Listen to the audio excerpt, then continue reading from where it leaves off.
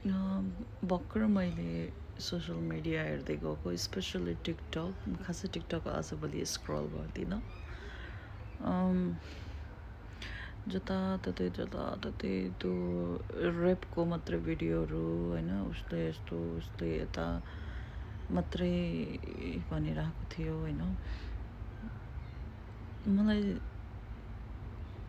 सुन्दा कस्तो नरमाइलो लाग्यो होइन।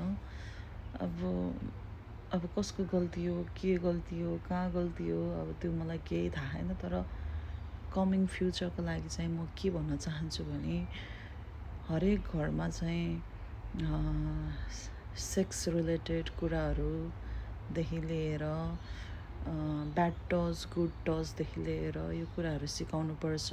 र मम्मी ड्याडी होस् या भाइ बहिनी होस् या दाइ दिदी होस्, एकअर्कामा कुरा गर्नुपर्छ जस्तो लाग्छ मलाई चाहिँ यो कुराहरू।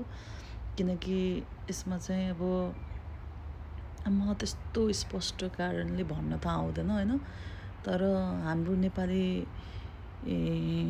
कल्चरमा के छ भने, हामी लाइक हुन्छ नि, अब ओपनली कुरा गर्नै सक्दैनौँ यो कुराहरूमा होइन। जस्तै अब कसले यो कुराहरू गर्छ जस्तो लाग्दैन क्या मलाई कुनै घरमा पनि। So we have to learn from home. अब बच्चामा त अब थाहा भएन, हामीलाई कसले पनि त्यस्तो सिकाउनु भयो जस्तो लाग्दैन।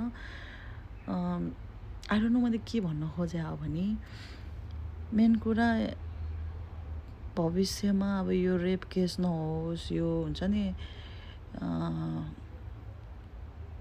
रेप केसहरू नहुनको लागि चाहिँ घरमै हामीले चाहिँ यो कुराहरू सिक्नुपर्छ जरुरी लाग्छ। या स्कुलमा हुन्छ कि पब्लिकमा हुन्छ कि यो कुराहरू एकदम सिक्नु र सिकाउनु जरुरी छ जस्तो लाग्छ। What is good touch, what is bad touch, अनि यस्तो गर्नु हुँदैन भनेर त्यो हुन्छ नि स्पष्ट खुलेर चाहिँ भन्नुपर्छ जस्तो लाग्छ मलाई, र सम्झाउनुपर्छ जस्तो लाग्छ आफूभन्दा सानोलाई पनि। र यो नलेज नभएर पनि मान्छेहरूले धेरै गल्तीहरू गरेको हुन्छ जस्तो लाग्छ मलाई चाहिँ। अब सकेसम्म अब म पनि अब इक्जाम्पल मेरो घरको परिवारहरूसँग मैले यो कुराहरू गर्नै सक्दिनँ होइन। आई डोन्ट नो मैले आज कहाँ र हिम्मत लिएर होइन यस्तो भिडियो बनाएको छु होइन। तर मलाई जहाँसम्म लाग्छ होइन, आफ्नै परिवारसँग बोल्नुपर्छ, आफ्नो कुराहरू राख्नुपर्छ, आफ्नो इमोसनल आफ्नो हार्मोन्सको कुराहरूदेखि लिएर आफ्नो फिलिङ्सको कुराहरूदेखि लिएर सबै अभिभावकहरूसँग, आफ्नो मम्मी ड्याडी दिदी दाइ अङ्कल अब के हुन्छ आफ्नो क्लोजको छ त्योसँग कुराहरू गर्नुपर्छ। यस्तो गरे के हुन्छ र यस्तो नगर्दा के हुन्छ भनेर चाहिँ कुरा गर्नुपर्छ जस्तो लाग्छ मलाई चाहिँ। अब मलाई टोटली त्यस्तो डिटेलमा थाहा छैन। अब आई विस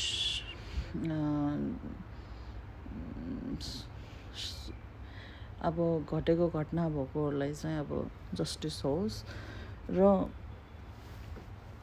त्यही हो फ्युचरमा यस्तो नराम्रो नहोस् हुनको लागि चाहिँ।